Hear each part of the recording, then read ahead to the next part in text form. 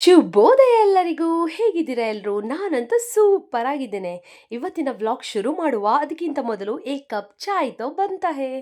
ಇದು ನನ್ನ ಮಗನ ಕಪ್. ಇದರಿಂದಲೇ ನಾನು ಚಹಾ ಕುಡಿಲಿಲ್ಲ ಅಂದರೆ ನನಗೆ ಸಮಾಧಾನನೇ ಇಲ್ಲ. ಇವತ್ತಿನ ಬ್ರೇಕ್ಫಾಸ್ಟಿಗೆ ನಾನು ಪೂರಿ ಬಾಜಿ ಮಾಡೋಣ ಅಂತ ರೆಡಿ ಮಾಡುವಷ್ಟರಲ್ಲೇ ಇವತ್ತು ನನ್ನ ಮಗ ಬೇಗ ಎದ್ದಿದ್ದಾನೆ. ಇನ್ನು ನಾನು ಫ್ರೈ ಮಾಡ್ತೇನೆ ಅಂತ ಬಂದ. ಇನ್ನು ಇವನಿಗೆ ಫ್ರೈ ಮಾಡಲಿಕ್ಕೆ ಕೊಟ್ಟಿಲ್ಲ ಅಂದರೆ ನನಗೆ ಕೂಡ ತಲೆ ಹಾಳು ಮಾಡಿಬಿಡ್ತಾನೆ ಅಂತ ಒಂದು ಫ್ರೈ ಮಾಡಲಿಕ್ಕೆ ಕೊಟ್ಟೆ. ನೋಡಿ ಆಯಿತು, ಇದರ ಗತಿ ಮುಗೀತು. ಇದು ಕರಂಚಿ ಹೋಗಿದೆ. ಇನ್ನು ಇದನ್ನು ತಿನ್ನಲಿಕ್ಕೆ ಅಂತಲೇ ನಾನೇ ಇದ್ದೇನೆ ಆಯಿತಾ. ಎಲ್ಲ ಕರಂಚಿ ಹೋದದನ್ನು ನಾನೇ ತಿನ್ನೋದು. ಸೊ ಪರವಾಗಿಲ್ಲ, ಒಂದು ಹೋದರೆ ಹೋಗಲಿ ಅಂತ ಬಾಕಿದನ್ನು ನಾನೇ ಫ್ರೈ ಮಾಡಿದ್ದೇನೆ. ಇನ್ನು ಮಕ್ಕಳಿಗೆ ಗ್ಯಾಸ್ ಹತ್ರ ಬಿಡಬೇಡಿ, ಎಣ್ಣೆ ಹತ್ರ ಬಿಡಬೇಡಿ ಅಂತ ಹೇಳಬೇಡಿ, ನಾನು ಅಲ್ಲೇ ಇದ್ದೇನೆ ಆಯಿತಾ. ಇನ್ನು ಈ ನನ್ನ ಡಿಫ್ರೆಂಟ್ ಪೂರಿಯ ಶೇಪ್ ನೋಡ್ತಾ ಇದ್ರೆ 4 ಲೈನ್ ಹಾಗೇನೆ ಹೇಳು ಅಂತ ಅನಿಸ್ತಾ ಉಂಟು. ನನ್ನ ಪೂರಿ ನೋಡಿದರೆ ಗಾಳಿಗೂ ನಾನು ಊದಬೇಕಾ ಅಂತ ಕೇಳತ್ತೆ. ನನ್ನ ಪೂರಿ ಊದ್ಕೊಂಡು ಬಂದರೆ ಪಕ್ಕದ ಪೂರಿಗಳಿಗೂ ಹಸುವೆ ಆಗತ್ತೆ. ಒಂದು ಪೂರಿ ತಿಂದರೆ ಸಾಕು ಅಂತ ಯಾರೂ ಹೇಳಲ್ಲ, ಇನ್ನೊಂದು ಕೊಡಿ ಕೊಡಿ ಅಂತಲೇ ಹೇಳ್ತಾರೆ. ನನ್ನ ಪೂರಿ ತಿಂದಮೇಲೆ ಡಯಟ್ ಕೂಡ 2 ದಿನ ರಜೆ ಕೇಳುತ್ತೆ. ಹೋಟೆಲ್ ಪೂರಿ ಕೂಡ ನನ್ನ ಪೂರಿ ನೋಡಿ ಗುರು ನೀನೇ ಲೆಜೆಂಡ್ ಅಂತ ಸಲಾಮ್ ಹೊಡಿತಾರೆ. ಹೆಂಗೆ ನಾವು ನೋಡಿ ಪೂರಿ ಬಗ್ಗೆನೂ ಕವನ ಮಾಡಲಿಕ್ಕಾಗತ್ತೆ ಆಯಿತಾ. ಆ ಥರ ಮಾಡಬೇಕಾದ್ರೆ ಈ ಥರ ಎಲ್ಲ ಪೂರಿ ಇರಬೇಕು. ಈ ಥರ ಎಲ್ಲ ಡಿಫ್ರೆಂಟ್ ಶೇಪಲ್ಲಿ ಪೂರಿ ಬಂದರೆ ಮಾತ್ರ ಈ ಥರ ಕವನ ಆಗೋದು. ಇನ್ನು ಚೆನ್ನಾಗಿಯೇ ಮಾಡಿದರೆ ಏನು ಥ್ರಿಲ್ ಇರೋದಿಲ್ಲ ಅಲ್ವಾ. ಈ ಥರ ಎಲ್ಲ ಮಾಡಬೇಕು, ಕರಂಚಿ ಹೋದದ್ದು, ಅರ್ಧ ಕಟ್ಟಾದದ್ದು, ಈ ಥರ ಇದ್ದರೆ ಮಾತ್ರ ಆಗೋದು.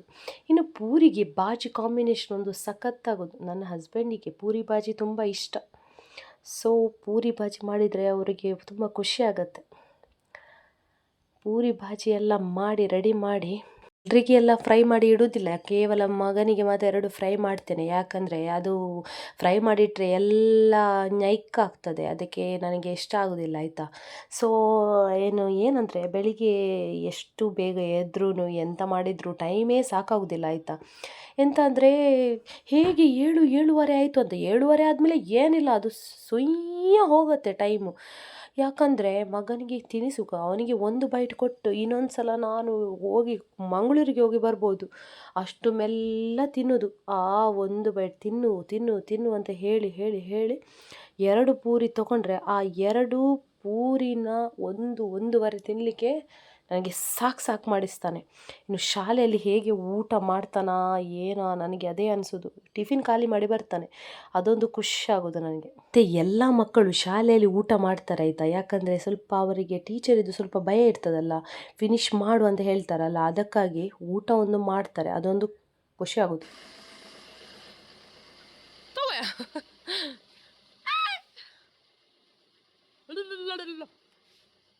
ಬಾಯ್ ಬಾಯ್.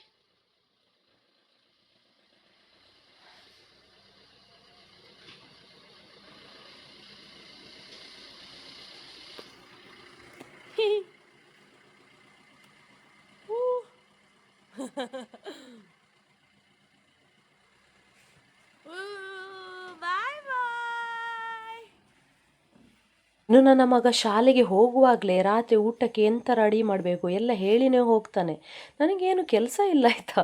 ಯಾಕಂದರೆ ಹೋಗುವಾಗಲೇ ಹೇಳ್ತಾನೆ ರಾತ್ರಿ ಊಟಕ್ಕೆ ಇದು ಮಾಡು ಅಂತ. ಹೇಗೋ ಮಕ್ಕಳು ಶಾಲೆಗೆ ಹೋದರೂ ಇಲ್ಲಿಗೆ ನಾನು ಒಂದು ಪೌಸ್ ತಗೊಳ್ಬೋದು. ಮಕ್ಕಳಂತೂ ಖುಷಿಯಾಗಿ ಶಾಲೆಗೆ ಹೋದರೆ ಅದೇ ಒಂದು ಸಮಾಧಾನ ಅಲ್ವಾ. ಎಲ್ಲ ಪೇರೆಂಟ್ಸಿನ ಕತೆ ಇಷ್ಟೇ, ಮಕ್ಕಳೊಂದು ಖುಷಿಯಲ್ಲಿ ಶಾಲೆಗೆ ಹೋಗಬೇಕು. ಇನ್ನು ಮಧ್ಯಾಹ್ನಕ್ಕೆ ಅಡುಗೆ ಸಮೇತ ಆಗಬೇಕಾಯ್ತಾ. ನಾನು ಬಂಗುಡೆ ತೊಗೊಂಡಿದ್ದೇನೆ, 300 ರೂಪಾಯಿ ಇದಕ್ಕೆ. ನೋಡಿ 300 ರೂಪಾಯಿಗೆ 6 ಸಿಕ್ಕಿತು. ಅಂದರೆ ಒಂದಕ್ಕೆ 50 ರೂಪಾಯಿ ಹಾಗೆ ಲೆಕ್ಕ ತೊಗೊಳ್ಬೋದು. ನೋಡಿ ಚೆನ್ನಾಗಿದೆ, ಫ್ರೆಶ್ ಇದೆ. ನನಗಂತೂ ಈ ಬಂಗುಡೆ ನೋಡಿ ತುಂಬ ಖುಷಿ ಆಯಿತು. ಇದರದು ಒಂದು ಒಳ್ಳೆ ಒಂದೇ ಪುಲಿ ಮುಂಚಿ ಮಾಡಬೇಕಿಲ್ಲ ಅಂದರೆ ಫ್ರೈ ಮಾಡಬೇಕು. ಏನು ಮಾಡೋದು ಡಿಸೈಡ್ ಮಾಡಿಲ್ಲ, ನೋಡಬೇಕು. ಈ ಬಂಗುಡೆ ನೋಡುವಾಗ ನನಗೆ ಫ್ರೈ ಮಾಡೋಣ ಅಂತ ಅನ್ನಿಸ್ತಾ ಉಂಟು. ಗುರುವಾರ ಕಿನ್ನಿಗೋಳಿಯಲ್ಲಿ ಮಾರ್ಕೆಟ್ ಆಯಿತಾ. ಇವತ್ತು ನನ್ನ ಹಸ್ಬೆಂಡ್ ಮಾರ್ಕೆಟ್ಗೆ ಹೋಗಿದ್ರು. ಸೊ ವೆಜಿಟೇಬಲ್ ಫ್ರೂಟ್ಸ್ ಎಲ್ಲ ತಗೊಂಡು ಬಂದಿದ್ದಾರೆ. ಯಾಕಂದರೆ ನಾವು ಹೆಚ್ಚಾಗಿ ಮಾರ್ಕೆಟಿಂದಲೇ ತರೋದು, ಅದು ಗುರುವಾರ ಇರುತ್ತೆ. ಸ್ವಲ್ಪ ಎಲ್ಲ ಖಾಲಿಯಾಗಿತ್ತು ಎಲ್ಲ ಸಾಮಾನು. ಸೊ ಈರುಳ್ಳಿ, ಟೊಮ್ಯಾಟೊ, ಬಟಾಣಿ, ವೆಜಿಟೇಬಲ್ ಎಲ್ಲ ಇದೆ ಇದರಲ್ಲಿ. ಎಲ್ಲವನ್ನು ತರಲಿಕ್ಕೆ ಹೇಳಿದ್ದೆ. ನನ್ನ ಮಗನಿಗೆ ಸ್ವೀಟ್ ಕಾರ್ನ್ ಅಂದರೆ ತುಂಬ ಇಷ್ಟ. ಸೊ ಸ್ವೀಟ್ ಕಾರ್ನ್ ತರಲಿಕ್ಕೆ ಹೇಳಿದ್ದೇನೆ. ಆಮೇಲೆ ವೆಜಿಟೇಬಲ್ ಉಂಟು, ಕೊತ್ತಂಬರಿ ಸೊಪ್ಪು ಎಲ್ಲ ವೆಜಿಟೇಬಲ್ ಎಲ್ಲ ಇದನ್ನು ಬಿಡಿಸಿ ತೋರಿಸ್ಲಿಕ್ಕೆ ಕಷ್ಟ ಆಗ್ತಾ ಉಂಟು. ಹಾಗೆ ಎಲ್ಲ ಒಳಗಡೆ ಇಡುವ ಮೊದಲು ಒಂದು ವಿಡಿಯೋ ಮಾಡೋಣ ಅಂತ ಮಾಡಿದೆ. ಇನ್ನು ಎಲ್ಲ ಥರದ್ದು ಫ್ರೂಟ್ಸ್ ತಂದಿದ್ದೇನೆ. ಅವನಿಗೆ ಹೆಚ್ಚಾಗಿ ಈ ಥರ ಆರೆಂಜ್ ಇರುತ್ತಲ್ಲ, ಈ ಚಿಕ್ಕ ಆರೆಂಜಿಗೆ ಏನು ಹೇಳ್ತಾರೆ ಗೊತ್ತಿಲ್ಲ, ಅದೊಂದು ಚೆನ್ನಾಗಿರುತ್ತೆ. ಈ ಗುರುವಾರದಿಂದ ನೆಕ್ಸ್ಟ್ ಗುರುವಾರ ತನಕ ನಾವು ಹೆಚ್ಚಾಗಿ ಮಧ್ಯೆ ಏನು ತರಲಿಕ್ಕೆ ಹೋಗುದಿಲ್ಲ. ಸೊ ಒಂದು ವಾರಕ್ಕೆ ಆಗುವಷ್ಟು ಎಲ್ಲ ವೆಜಿಟೇಬಲ್ ಫ್ರೂಟ್ಸ್ ಎಲ್ಲ ತರುವುದು. ಆ್ಯಪಲ್ ಕೂಡ ಮತ್ತು ಬನಾನಾ ಎಲ್ಲ ತಂದು ಇಟ್ಟಿದ್ದೇನೆ, ಒಂದು ವಾರಕ್ಕೆ ಆಗಬೇಕಲ್ಲ ಅಂತ. ಯಾಕಂದರೆ ಟಿಫಿನಿಗೆ ನನಗೆ ಕೊಡಲಿಕ್ಕೆ ಆಗತ್ತೆ, ಅದಕ್ಕೋಸ್ಕರ ನಾನು ಎಲ್ಲ ಮೊದಲೇ ತಂದಿಡುವುದು. ಇನ್ನು ಇದನ್ನು ಜೋಡಿಸಿ ಇಡುವುದುಂಟಲ್ಲ, ಅದು ದೊಡ್ಡ ಕಷ್ಟದ ಕೆಲಸ ಮಾರೆ. ಇನ್ನು ಮಧ್ಯಾಹ್ನ ನಮ್ಮ ಮನೆಯಲ್ಲಿ ಉಂಟಲ್ಲ, ಸ್ವಸಹಾಯ ಸಂಘದ ಮೀಟಿಂಗ್ ಇತ್ತು. ಹಾಗೆ ವಾರ್ಡ್ ಮೆಂಬರ್ಸ್ ಎಲ್ಲ ಬಂದಿದ್ದರು. ಮೀಟಿಂಗ್ ಎಲ್ಲ ಮುಗಿಸಿ ಊಟ ಎಲ್ಲ ಮಾಡಿದ್ವಿ. ಇನ್ನು ಏನಂತ ಹೇಳಿದರೆ, ತುಂಬ ಜನರಿಗೆ ಈ ಸ್ವಸಹಾಯ ಸಂಘದ ಬಗ್ಗೆ ಗೊತ್ತಿಲ್ಲ. ಅಂದರೆ ಈ ಸಂಘಕ್ಕೆ ಸೇರಿ ಆಯಿತಾ, ನಿಮಗೆ ತುಂಬ ಒಳ್ಳೆ ಬೆನಿಫಿಟ್ ಉಂಟು. ಹೆಣ್ಮಕ್ಕಳಿಗೋಸ್ಕರನೇ ಈ ಸಂಘ ಇರೋದು. ತುಂಬ ಸದುಪಯೋಗ ಆಗುವಂಥದ್ದು ಒಳ್ಳೆ ವಿಚಾರ ಎಲ್ಲ ಇದೆ ಇದರಲ್ಲಿ. ನಿಮಗೆ ಏನಾದರೂ ಬಿಸ್ನೆಸ್ ಮಾಡಲಿಕ್ಕಿದ್ರೂ ಹೆಲ್ಪ್ ಆಗುತ್ತೆ. ಇನ್ನು ಸಾಯಂಕಾಲದಿಂದ ವ್ಲಾಗ್ ಕಂಟಿನ್ಯೂ ಮಾಡ್ತಾ ಇದ್ದೇನೆ. ನೋಡಿ, ನನ್ನ ಮಗ ಬಂದ ಶಾಲೆಯಿಂದ. ನನ್ನ ಮನೆಯಲ್ಲಿ ಸ್ವಲ್ಪ ಏನಾದರೂ ಚೇಂಜಸ್ ಆದರೂ ಬಂದು ಬಂದು ಕೇಳ್ತಾನೆ. ಇದು ಚೇರೆಲ್ಲ ಹೊರಗಡೆ ಇತ್ತು, ನನ್ನ ಅತ್ತೆ ಇದನ್ನು ಸರಿಯಾಗಿ ತೊಳೆದೆಲ್ಲ ಒಳಗೆ ಇಟ್ಟಿದ್ದಾರೆ, ಇದು ಎಲ್ಲಿಂದ ಬಂತು, ಇದು ಎಲ್ಲಿತ್ತು, ಏನು ಎತ್ತ ಎಲ್ಲ ಕ್ವಶನ್ ಮಾಡ್ತಾ ಇದ್ದಾನೆ. ಓಕೆ, ಇನ್ನು ಇವನಿಗೆ ಚಹಾ ಎಲ್ಲ ಕೊಟ್ಟು ಮತ್ತು ಹೋಮ್ವರ್ಕ್ ಎಲ್ಲ ಮಾಡಿಸಬೇಕು. ಹೋಮ್ವರ್ಕ್ ಕೊಡ್ತಾರಲ್ಲ, ಒಂದು 2 ಬುಕ್ ಇರತ್ತೆ ನೋಡಿ, ಚಪ್ಪಲೆಲ್ಲ ಉಂಟಲ್ಲ. ಇನ್ನು ಅವನಿಗೆ ಚಹಾ ಕೊಡೋ ತನಕ ಅವನು ಹೀಗೇ ಇರ್ತಾನೆ. ಚಹಾ ಕೊಟ್ಟ ಮೇಲೆ ಅದೆಲ್ಲ ಸರಿ ಮಾಡಿ ಇಡ್ತಾನೆ. ಬಂದು ಬಂದು ಇದೇ ಸ್ಟಾರ್ಟ್ ಪೋಖ್ರಿ ಮಾಡಲಿಕ್ಕೆ. ಚಹಾ ಕುಡ್ದಾಯಿತು, ಈಗ ನೋಡಿ ಸ್ಟಾರ್ಟ್. ಅವನಿಗೆ ಹೇಳಬೇಕಂತಿಲ್ಲ, ಅವನೇ ಬುಕ್ ತೆಗೆದು ಎಲ್ಲ ಹೋಮ್ವರ್ಕ್ ಮಾಡಲಿಕ್ಕೆ ಶುರು ಮಾಡ್ತಾನೆ. ಇಲ್ಲಿ ನನಗೆ ಏನೋ ತೋರಿಸ್ತೇನೆ ಅಂತ ಬುಕ್ ತೆಗಿತಾ ಇದ್ದಾನೆ. ಏನು ಸರ್ಪ್ರೈಸ್ ಇರ್ಬೋದು ಅಂತ ಬುಕ್ ನೋಡ್ತಾ ಇದ್ದರೆ ನೋಡಿ, ನಿಮಗೆ ತೋರಿಸ್ತೇನೆ. ಶಾಲೆ ಸ್ಟಾರ್ಟ್ ಆಗಿ 1-1.5 ತಿಂಗಳಾಯಿತು ಅಷ್ಟೇ, ಜೂನಲ್ಲಿ ಸ್ಟಾರ್ಟ್ ಆದದ್ದು. ನೋಡಿ, ಬುಕ್ ಅದರ ಬೈಂಡ್ ಸಪ್ರೇಟ್, ಬುಕ್ ಸಪ್ರೇಟ್ ಆಗಿದೆ. ಎಂತ ನಾನುಂಟಲ್ಲ ನೋಡಿ, ಎಷ್ಟು ಎಲ್ಲ ಈ ಟೇಪ್ ಎಲ್ಲ ಹಾಕಿದ್ದೇನೆ. ಟೇಪ್ ಗಟ್ಟಿ ಇದ್ದರೆ ಬುಕ್ಕನ್ನು ಸಪ್ರೇಟ್ ಮಾಡಿದ್ದಾನೆ ಮರೆ. ಅವಸ್ಥೆ ನೋಡಿದರೆ ಇವನಿಗೆ ಎಂತ ಮಾಡೋದು, ಇನ್ನು ಎಂತ ಹಾಕೋದು. ಇನ್ನು ನಾನು ದೊಡ್ಡ ಫೆವಿಕಾಲ್ ಹಾಕಿ ಅಂಟಿಸ್ಬೇಕು ಅಂತ, ಇಲ್ಲಾಂದರೆ ಉಳಿಯೋದಿಲ್ಲ. ಹೋಮ್ವರ್ಕನ್ನು ಫಾಸ್ಟಾಗಿ ಬರೀತಾನೆ. ಯಾಕಂದರೆ ಒಂದು ಸಲ ಮುಗಿಸಿ ಒಂದು ಸಲ ಆಡ್ಲಿಕ್ಕೆ ಹೋಗ್ಬೋದು ಅಂತ. ಯಾಕಂದರೆ ಅವನಿಗೆ ಸ್ಕೂಲಿಂದ ಬಂದ ಮೇಲೆ ಉಂಟಲ್ಲ, ಜಾಸ್ತಿ ಹೊತ್ತು ಅಂತ ಅನಿಸೋದಿಲ್ಲ. ಯಾಕಂದರೆ ಬರುವಾಗಲೇ 4:15ಗೆ ಮನೆಗೆ ಮುಟ್ಟಿದರೆ, ಆಮೇಲೆ ಚಹಾ ಎಲ್ಲ ಕುಡಿಯುವಾಗ 5-5:15 ಆಗುತ್ತೆ. ಆಮೇಲೆ ಹೋಮ್ವರ್ಕ್ ಮಾಡುವಾಗ 5:30, 5:45 ಆದರೆ ಕೆಲವು ಸಹ 6 ಕೂಡ ಆಗುತ್ತೆ. 6ರಿಂದ 7 ಗಂಟೆಗೆ ಬೇಗ ಕತ್ತಲಾಗ್ತದಲ್ಲ, ಸೊ ಜಾಸ್ತಿ ಟೈಮ್ ಸಿಗೋದಿಲ್ಲ. ಸೊ ಅದಕ್ಕೆ ಬೇಗ ಮುಗಿಸಿ ಓಡುದು ಆಡಲಿಕ್ಕೆ. ಒಂದು ಉಪದ್ರ ಮಾಡೋದು ಏನಂತ ಹೇಳಿದರೆ, ಬರೆಯುವ ಏನು ಟೆನ್ಷನ್ ಇಲ್ಲ. ಪೆನ್ಸಿಲನ್ನು ಎಲ್ಲ ಮೊನೆ ತುಂಡು ಮಾಡೋದು ಅವನು. ಸೊ ಅವನಿಗೆ ಭಾರಿ ಇಷ್ಟ ಅದು ಶಾರ್ಪ್ ಮಾಡಲಿಕ್ಕೆ. ಸೊ ಗಟ್ಟಿಯಾಗಿ ಬರೆಯುವುದು ನೋಡಿ, ಇಲ್ಲಿ ಪೆನ್ಸಿಲ್ ಅಲ್ಲಿಟ್ಟು ಆ ತುಂಡಾದ ಒಂದು ಸಣ್ಣ ಮೊನೆಯಿಂದ ಹೋಮ್ವರ್ಕ್ ಮಾಡ್ತಾ ಇದ್ದಾನೆ. ಎಷ್ಟು ಸಲ ಹೇಳಿದರೂ ಕೇಳೋದಿಲ್ಲ ನೋಡಿ, ಕೈಯಲ್ಲಿ ನೋಡಿ ಅವನದು ಇದೆಲ್ಲ. ನೋಡಿ ಆಯಿತು, ಅದರ ಮುಗೀತು, ಬಿಸಾಕೋದು ಅಷ್ಟೇ.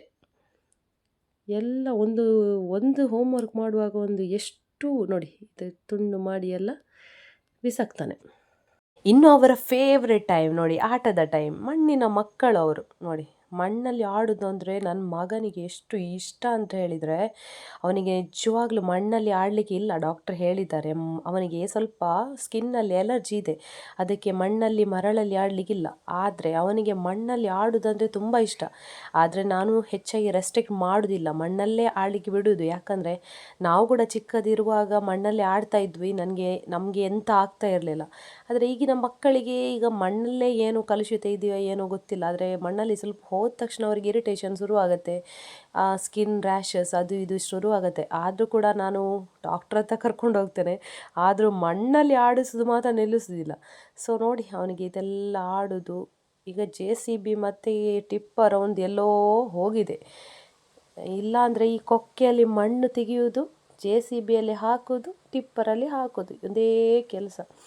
ಮಳೆ ಸ್ವಲ್ಪ ಬಂದು ಹೋಯ್ತಲ್ಲ, ಸೊ ಮಣ್ಣೆಲ್ಲ ಸ್ವಲ್ಪ ಚಂಡಿ ಚಂಡಿ ಇದೆ. ಹಾಗೇ ಅವನಿಗೆ ಸ್ವಲ್ಪ ಕಷ್ಟ ಆಗ್ತಾ ಉಂಟು ನೋಡಿ, ಅಲ್ಲಿ ಮಣ್ಣಲ್ಲಿ ಕಾಲಲ್ಲಿ ಎಲ್ಲ ಅವನಿಗೆ ತಾಗ್ತಾ ಉಂಟು, ಆದರೂ ಕೂಡ ಆಡ್ತಾ ಇದ್ದಾನೆ. ಸೊ ಸಂಜೆ ಸ್ವಲ್ಪ ಹೊರಗಡೆ ಹೀಗೆ ಆಡಲಿಕ್ಕೆಲ್ಲ, ಸಂಜೆ ಸ್ವಲ್ಪ ಹೊತ್ತು ಮಳೆಯೆಲ್ಲ ಬಿಟ್ಟರೆ ಉಂಟಲ್ಲ, ಮಕ್ಕಳಿಗಂತೂ ತುಂಬ ಖುಷಿ ಆಗುತ್ತೆ. ಸೊ ಒಳ್ಳೆ ಟೈಮ್ ಪಾಸ್. ಓಕೆ, ಇವತ್ತಿನ ಈ ವ್ಲಾಗನ್ನು ನಾನು ಎಂಡ್ ಮಾಡ್ತಾ ಇದ್ದೇನೆ. ನಾಳೆ ಪುನಃ ಸಿಗುವ ಆಯಿತಾ. ನನ್ನ ವಿಡಿಯೋವನ್ನು ಫಸ್ಟ್ ಟೈಮ್ ನೋಡ್ತಾ ಇದ್ದರೆ ಒಂದು ಲೈಕ್ ಮಾಡಿ ಆಯಿತಾ. ನನ್ನ ಚಾನಲನ್ನು ನೀವು ಸಬ್ಸ್ಕ್ರೈಬ್ ಮಾಡದೆ ನೋಡ್ತಾ ಇದ್ದರೆ ಇವಾಗಲೇ ಸಬ್ಸ್ಕ್ರೈಬ್ ಮಾಡಿ ಸಪೋರ್ಟ್ ಮಾಡಿ ಆಯಿತಾ. ನಾಳಿನ ಹೊಸ ವ್ಲಾಗಲ್ಲಿ ಮತ್ತೆ ಸಿಗ್ತೇನೆ. ಓಕೆ, ಟೇಕ್ ಕೇರ್, ಬಾಯ್ ಬಾಯ್.